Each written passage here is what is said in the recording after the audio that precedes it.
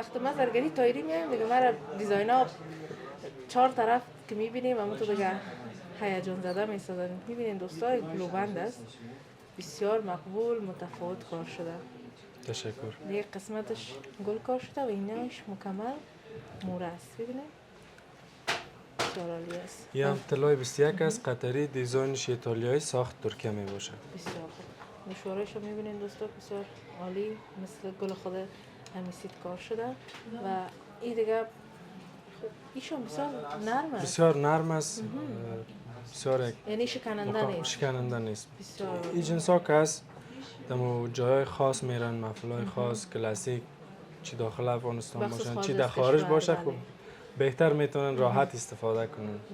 نظر به ساختای دبی اینا ظریف است. استفاده اینا در خارج از کشور بیشتر است. بیشتر هم از حال فعلا مشتریان داخل افغانستان هم میگیرن، به خاطر که میگن خاص باشون یک چیز متفاوت باشه میگیرن.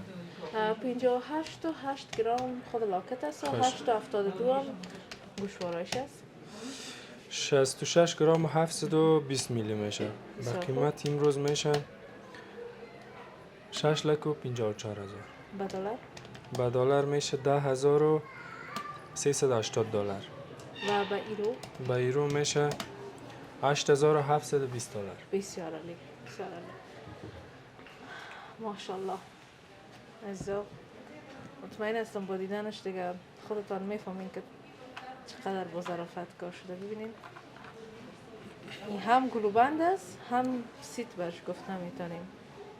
بسیار مقبول کار شده. اینا مثل زنجیر وارد کار شده ولی وزنش قدر زیاد نیست. بسیار وزنش کم است. معلوم میشه. سیتش 71 گرم است. و گوشوارش 6 و 86. این میشه 78 گرم 400 میلی. ببینید ایسا چقدر مقبول است. به افغانی میشه 7 لک و 70 هزار. به دلار باز چند میشه؟ به دلار میشه 12,200 دلار. 12,200 دلار. به یورو میشه 10,250 دلار. ایزا ببینید چقدر مقبول کار شده قسمتاش و خودم این قسمت زنجیرش نمیفهمیده طلا فروش ها چی میگه.